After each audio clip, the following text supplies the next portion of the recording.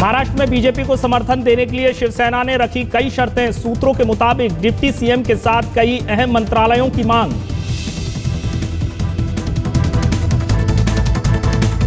Deputy CM के साथ गृह और वित्त मंत्रालय भी चाहती है शिवसेना। पीडब्ल्यूडी और सिंचाई मंत्रालय की भी मांग।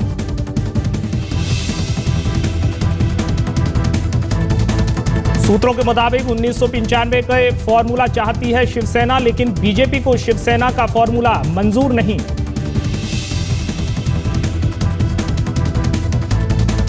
जीती सीटों के आधार पर गठबंधन चाहती है बीजेपी। शिवसेना के सामने 2-1 के फॉर्मूले का प्रस्ताव दिया।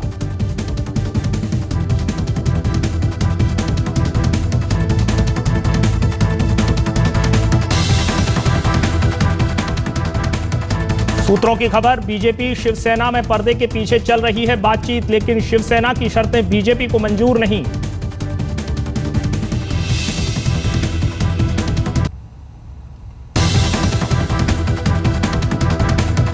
बीजेपी को समर्थन पर बोले उद्धव, कहा बीजेपी ने अब तक नहीं किया संपर्क, सही समय पर शिवसेना लेगी फैसला।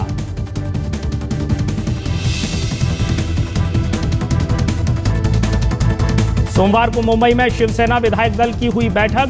बीजेपी के समर्थन पर उद्धव लेंगे आखिरी फैसला।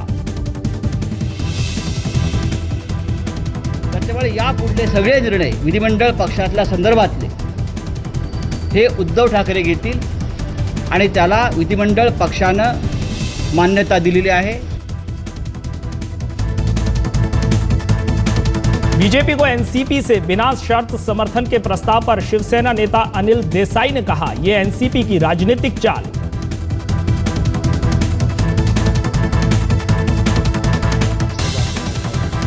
बीजेपी अगर उनका समर्थन लेके अनकंडीशनल ही क्यों ना हो, लेकिन वो लेके अगर आगे चलती है तो महाराष्ट्र की जनता के बारे में क्या सोच रही है, महाराष्ट्र की जनता क्या सोचेगी, किस तरह से जनाधार मिला है।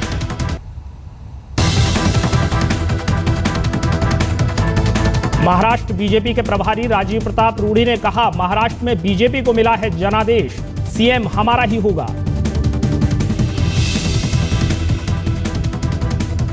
जो मैंडेट महाराष्ट्र में है, इसमें स्पष्ट है कि मैंडेट भारतीय जनता पार्टी के पक्ष में है और मुख्यमंत्री महाराष्ट्र में भारतीय जनता पार्टी का ही बनेगा। मुंबई में बीजेपी ने महाराष्ट्र की जीत का विजय उत्सव मनाया। विधायक, सांसद और तमाम पदाधिकारी हुए शामिल।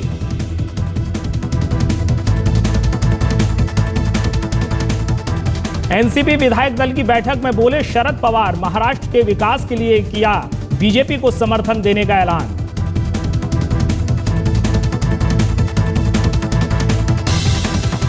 एनसीपी विधायक दल के नेता चुने गए अजीत पवार ने कहा, हमने स्थिर सरकार के लिए बाहर से किया समर्थन का फैसला। नमस्कार, आप देख रहे हैं मुंबई मेट्रो, मैं हूं कपिल शर्मा। मुंबई को नया बादशाह मिल गया है। जिसका सिक्का सालों से चलता आ रहा था वो बीजेपी के आगे कमजोर पड़ गया। इस विधानसभा चुनाव में बीजेपी मुंबई में सबसे ज्यादा सीटें जीतने में कामयाब रही। मुंबई शिवसेना का गढ़ मानी जाती रही है, लेकिन इस बार बीजेपी ने यह मिथक तोड़ दिया है।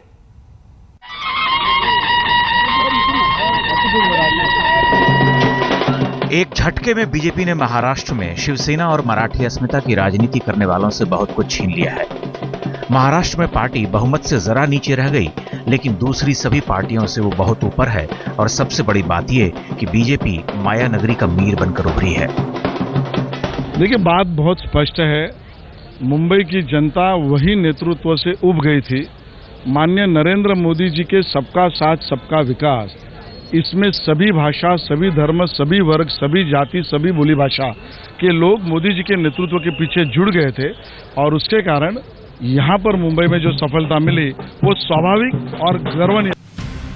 मुंबई में बीजेपी को 15 सीटें मिली हैं। शिवसेना, जिसका मुंबई में गढ़ रहा है, वो बीजेपी से 1 सीट कम यानी 14 पर अटक गई। कांग्रेस 5 सीटों के साथ तीसरे नंबर पर आ गई है और महाराष्ट्र नवनिर्माण सेना की झोली खाली रह गई। इस चुनाव में बीजेपी को उत्तर भारतीय, गुजराती और मराठी सबके वोट मिले हैं। पार्टी ने दादर और शिवड़ी जैसे मराठी बहुल क्षेत्रों से भी 30,000 से ज्यादा वोट हासिल किए।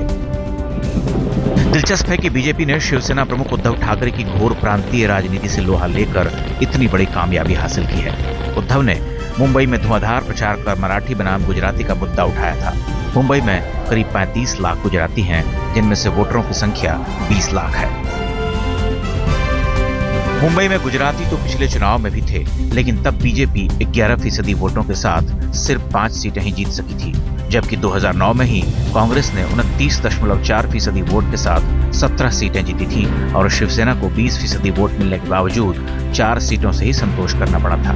राज ठाकरे 6 सीटें जीतने में कामयाब रहे थे। 2014 के लोकसभा चुनाव में बीजेपी और शिवसेना गठबंधन ने मुंबई में 3-3 सीटें जीती। इस चुनाव परिणाम ने बीजेपी को मुंबई का महारथी बना दिया है। जिस मुंबई को शिवसेना अपना बपौती मानती आई है, उसने ब्रांड मोदी के आगे उद्धव के फायर को कम कर दिया। अब मुंबई पर बीजेपी का झंडा लहरा रहा है। मुनीश पांडे के साथ साहिल जोशी, मुंबई आज तक। सबसे हैरान करने वाली बात यह है कि इस चुनाव में राज ठाकरे औंधे मुंह गिरे हैं। पूरे सूबे में 219 उम्मीदवार उतारने वाले राज ठाकरे सिर्फ 1 सीट जीत सके। मुंबई में उनका सूपड़ा साफ हो गया। कोशिश तो बहुत की थी, विश्वास भी कम नहीं था, लेकिन कोशिशें काम नहीं आई और विश्वास की हवा निकल गई। सब धरा का धरा रह गया। 2014 के विधानसभा चुनाव में राज ठाकरे के पांव तले सियासी जमीन खिसक गई। देखिए, बुनियादी बात यह है कि राज ठाकरे जी व्यक्तिगत बहुत अच्छे नेता हैं, बहुत अच्छे वक्ता भी हैं, पर दुर्भाग्यजनक ये बात है कि उनके इर्द गिर्द कुछ ऐसे लोग हैं कि जो लोग पार्टी का बहुत बुरी तरह से नुकसान कर रहे हैं। जब तक उन लोगों के ऊपर कुछ ठोस नहीं होता, तब तक इस प्रकार की पार्टी की जो दुर्दशा हो रही है वो रुक नहीं पाएगी। एमएनएस के मुखिया ने इस चुनाव प्रचार के दौरान बीजेपी पर मुंबई को अलग करने का आरोप लगाया, मोदी पर हमले किए, गुजराती मराठी को मुद्दा बनाया, लेकिन जनता ने अनसुना कर दिया। मराठी अस्मिता कलमबरदार राज ठाकरे ने मैदान में 219 उम्मीदवार उतारे, लेकिन जीत मिली 1 को। एमएनएस पिछली बार मुंबई में 6 सीटों के साथ दूसरे नंबर की पार्टी थी। इस बार उनका खाता भी नहीं खुला। लेकिन इस पार्टी ने और राज ठाकरे ने कुछ नहीं किया 5 साल में। उन्होंने ब्लूप्रिंट बनाई इस बार, लेकिन उसको लेट हो गई। पहले तो वो नरेंद्र मोदी की सराहना करते रहे, लेकिन नरेंद्र मोदी जी तो शिवसेना के साथ गए। तो एक तरफ इनकी गलत राजनीति थी, दूसरी तरफ राज ठाकरे जो है वो जिस प्रकार की राजनीति करते हैं उसमें कोई गंभीरता नहीं है। तो मुझे लगता है वोटर्स जो है उन्होंने मनसे को सीरियसली नहीं लिया, इसलिए इसी तरह से सुपड़ा साफ हो गया मनसे का। हालत ये हो गई कि जिन्हें पार्टी अपराजेय मान रही थी वो भी धूल चाटते नजर आए। बाला नंदगांवकर, नितिन सरदेसाई और प्रवीण दारेकर जैसे जाने माने नामों को भी हार झेलनी पड़ी। नंदगांवकर को शिवसेना उम्मीदवार के मुकाबले 50% ही वोट ही मिले।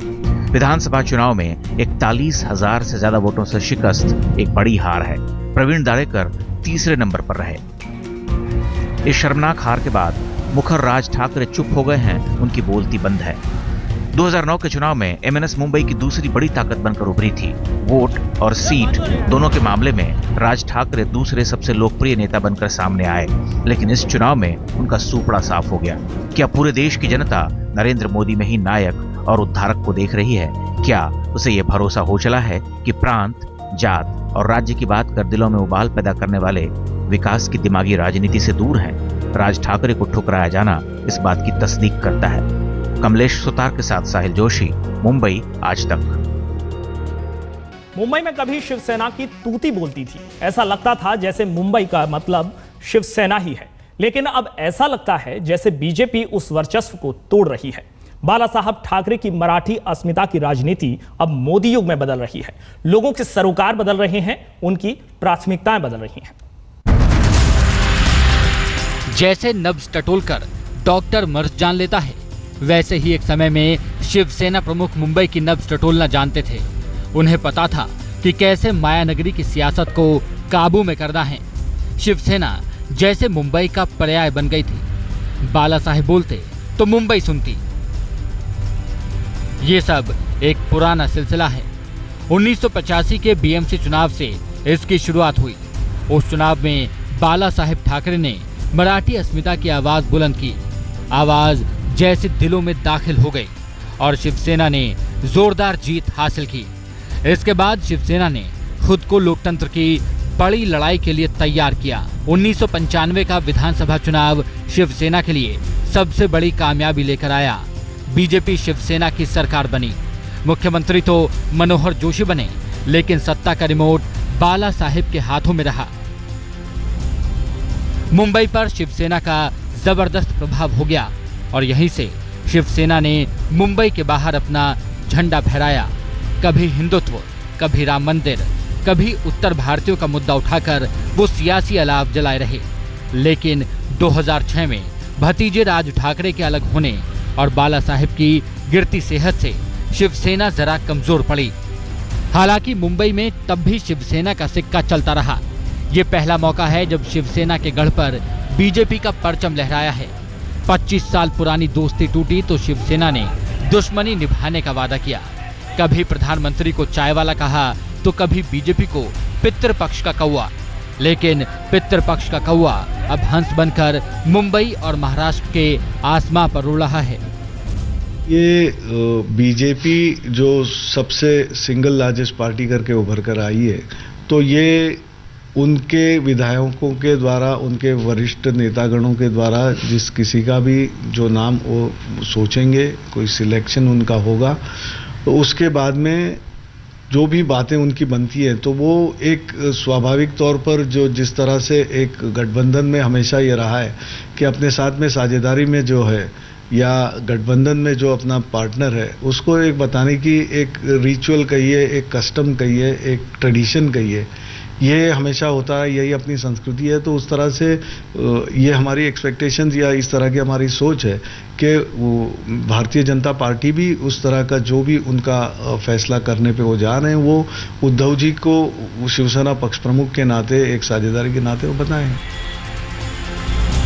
मुंबई, जिसे शिवसेना अपनी राजनीति का गढ़ मानती है, मुंबई जो शिवसेना की राजनीतिक प्रयोगशाला रही, वो अब बीजेपी को गले लगा रही है। उसने शिवसेना से कहीं ज्यादा जगह बीजेपी को दी है। ये शिवसेना के लिए खतरे की घंटी है। गठबंधन टूटा और 25 साल पुराना साथी आगे निकल गया। मुंबई से मुनीश पांडे और साहिल जोशी के साथ आज तक ब्यूरो।